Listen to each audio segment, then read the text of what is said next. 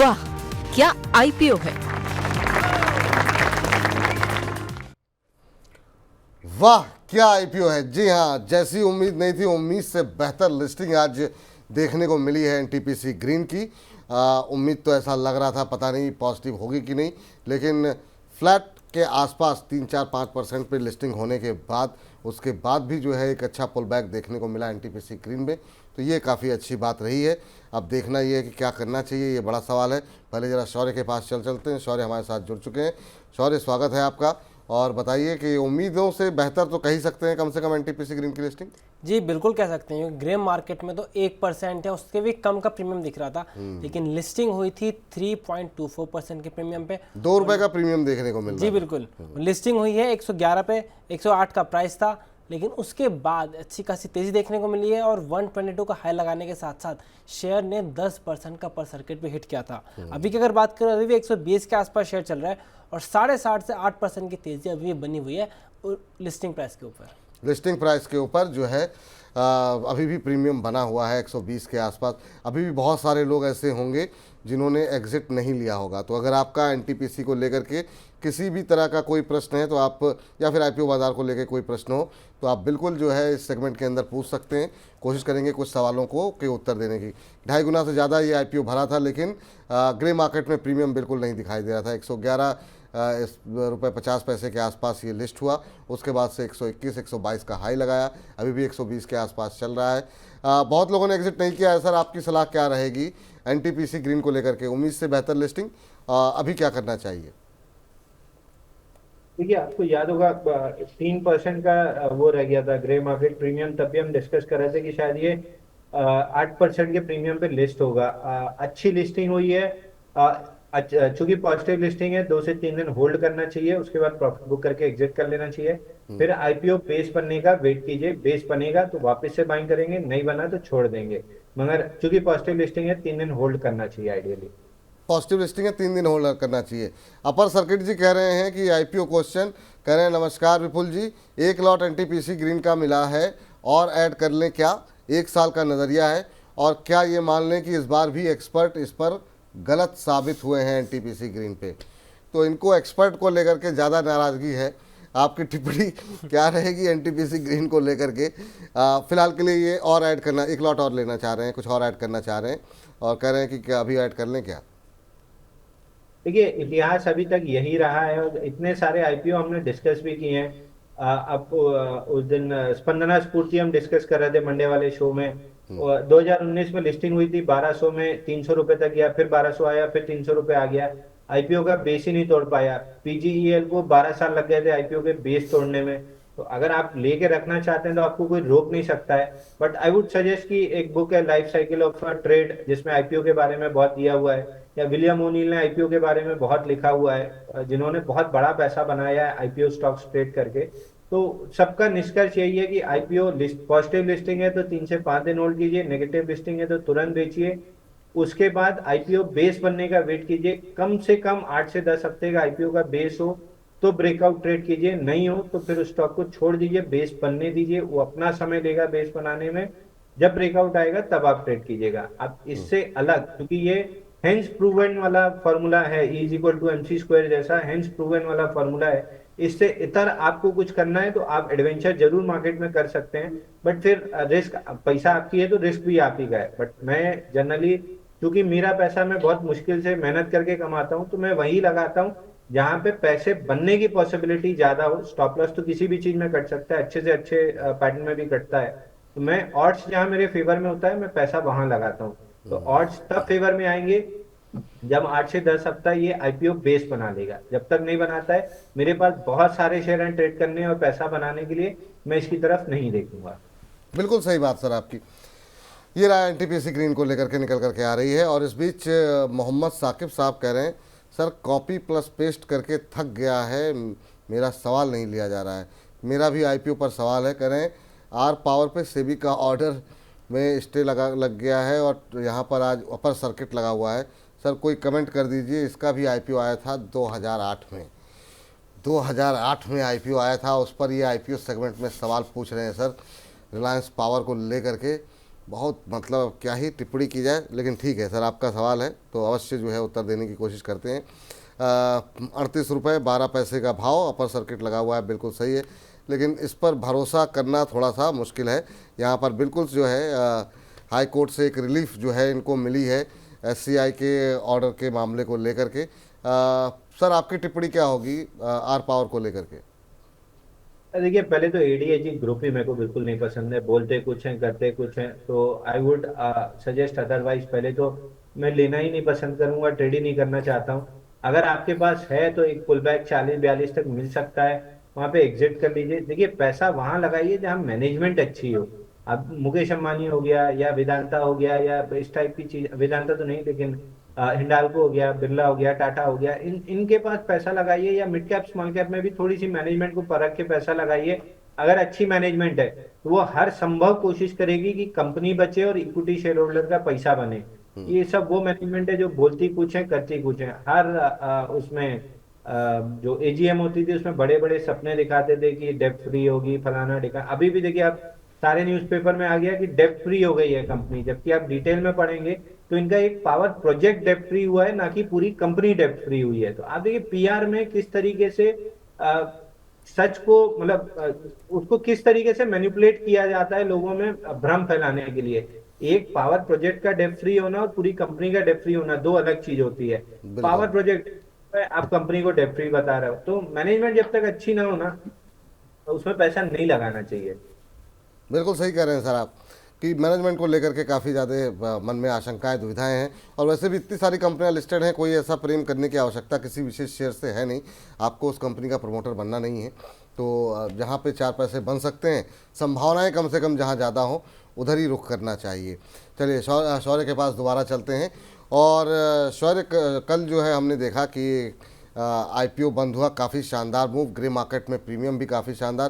Closing के आंकड़े क्या कह रहे हैं, जरा ये बताइए। जी बिल्कुल, इन्वायरो इंफ्रा की बात करें तो बहुत शानदार मूव है, क्योंकि टोटल 89.9 टाइम सब्सक्राइब होते हुए नजर आया है, जिसमें QIB का कोटा 157 टाइम, हाई नेटवर्थ इंडिविजुअल 153 टाइम्स, रिटेल भी 24 टाइम्स ज़्यादा सब्सक्राइब होते हुए नजर आया है। और रही बात ग्रे मार्केट में, वहाँ भी प्रीमियम बढ़ते हुए नजर आया है। अब 148 के ऊपर 56 रुपीज़ का प्रीमियम चल रहा है। परसेंट टर्म में देखें तो 37 से 38% के बीच में प्रीमियम चल रहा है, यानी 37-38 जो बढ़ता हुआ नजर आया है, 31 से अब 38 तक प्रीमियम पहुंच चुका है परसेंट टर्म में। ठीक, 37 से 38%, काफ़ी लंबे टाइम बाद जो है जी हम देख रहे हैं कि इस तरह का ग्रे मार्केट के अंदर प्रीमियम देखने को मिल रहा है। करीब करीब 90 गुना ज़्यादा सब्सक्राइब हुआ है शेयर। ये पूरा IPO जो है 56-57 रुपये का ग्रे मार्केट में प्रीमियम। बहुत लोगों को हो सकता है ना मिले, लेकिन जिन लोगों ने अप्लाई किया है उनमें से जिन लोगों को मिल गया हो सर, उनको लिस्टिंग के दिन क्या करना चाहिए? पहले तो उनके लिए सवाल है कि यहाँ पर काफ़ी ब्रोकरेज हाउसेस की सब्सक्राइब की सलाह थी, ज़्यादातर की थी इनफैक्ट। स्वास्थ्य और आनंद राठी ने कहा था लॉन्ग टर्म के लिए अप्लाई करने के लिए, बाकी लोगों ने सब्सक्राइब करने की सलाह दी थी। आपकी टिप्पणी क्या होगी सर? इन्वायरो इंफ्रा जिनको मिल गया है वो क्या करें?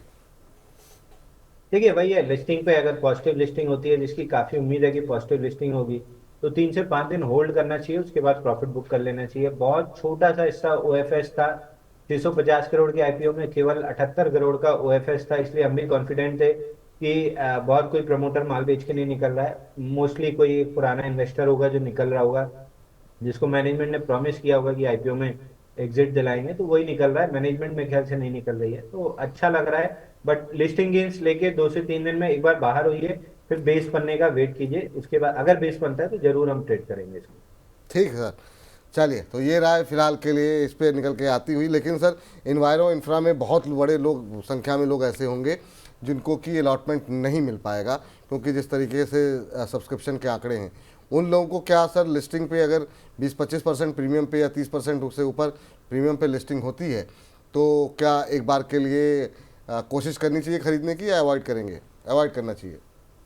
देखिए, अवॉइड करना चाहिए। अगेन आप उसमें क्या होता है ना, रिस्क डिफाइन नहीं हो पाती, आपका स्टॉप लॉस क्लियरली डिफाइन नहीं हो पाता है। अगर वो वर्टिकली गया तो फिर आप निकल नहीं पाएंगे, तो थोड़ा सा वेट कीजिए। बहुत शेयर से बहुत जगह ब्रेकआउट्स आ रहे हैं, उनको ट्रेड कर सकते हैं। ठीक सर, चलिए, वेस्टर्न करियर के ऊपर बहुत लोगों के सवाल हैं। कुछ लोग कह रहे हैं कि IPO के समय से लेकर के रखे हुए हैं, अभी क्या करना चाहिए? एक अंकित जी हैं, कह रहे हैं वेस्टर्न करियर के 140 शेयर हैं मेरे पास, 172 के भाव पर, अभी 125 चल रहा है, और आज जो है इन्होंने 140 शेयर और ले लिए हैं। 172 कह रहे हैं कि अब क्या करना चाहिए। तो पहले से जो लोग आईपीओ पे हैं उनके लिए क्या सलाह रहेगी, और दूसरा इन्हों के पास 172 पे ले रखे थे, अब जो है आज फिर इन्होंने 140 शेयर ले लिए हैं, अभी 125 पे चल रहा है, तो पुराने 172 पे नए 125 पे। जी देखिए, इसलिए मैं बार बार बोलता हूँ, अच्छी लिस्टिंग है तो 3 से 5 दिन होल्ड करके निकलिए। और आईपीओ का जो लो होता है वो बहुत इंपॉर्टेंट होता है, वो नहीं टूटना चाहिए अगर आईपीओ को बड़े स्तर पे ऊपर जाना है। इसका आईपीओ का लो था 158, जो चौथे दिन इसने तोड़ दिया, उसके बाद कंटिन्यूअस सेलिंग है, फिलहाल बॉटम आउट लग रहा है, पुल बैक में है। पुल बैक में रिजेक्शन आना चाहिए था 124 से, 2 बार आया भी है। आज के सेशन में अगर ये 124 के ऊपर क्लोज कर जाता है तो ये पुल बैक 138 तक एक्सटेंड करेगा। आपने अगर एवरेज किया है तो थोड़ा सा एवरेज प्राइस देख लीजिए, कहीं भी 140-42 के आसपास ले आइए। 138-140 में आपको एग्जिट मिल जाएगा, बट 138-140 में आपको एग्जिट करना पड़ेगा। क्वार्टरली वीवैप इंक्लाइंड है डाउनवर्ड, जो मेजर रेजिस्टेंस प्रोवाइड करेगी, तो 138 पे एग्जिट की सलाह रहेगी। जी गुंजन जी का कहना ये है कि इन्होंने कह रहे हैं कि 7-8 दिन हो गए सवाल पूछते हुए, मुक्का प्रोटीन आईपीओ में मिले थे इनके पास, इनको शेयर जो है आईपीओ के अंदर मिले हुए थे, कह रहे हैं अभी क्या करना चाहिए, क्या मुझे बने रहना चाहिए या निकल जाना चाहिए। मुक्का प्रोटीन आज ऑलमोस्ट फ्लैट ट्रेड करता हुआ 40-41 रुपये के भाव पर, क्या करें सर, ये लिस्टिंग के टाइम से बनी हुई है मुक्का प्रोटीन के अंदर, अभी क्या करना चाहिए। देखिए, इसमें आईपीओ बेस का ब्रेकआउट आया था 43 रुपीज पे, स्टॉक ने वहां से लगभग जो रैली की थी वो 56.56 56 रुपये 50 पैसे तक रैली की थी। 2 क्वार्टर के रिजल्ट इसके बहुत खराब आए हैं, सेल्स लगभग आधी हो गई है, बल्कि आधी से भी कम हो गई है, और प्रॉफिट 80% से ज्यादा ड्रॉप हुआ है। तो कहीं ना कुछ कंपनी में दिक्कत समझ में आ रही है। सेल्स भी ड्रॉप होना और प्रॉफिट्स, मतलब सेल्स ड्रॉप हुई है तो प्रॉफिट अपने आप ड्रॉप हो जाएगी। सेल्स इतनी तेज ड्रॉप होना है ठीक नहीं है, तो एक बार डिटेल में पढ़ना पड़ेगा कि क्या दिक्कत है, सेल्स क्यों ड्रॉप हुई है।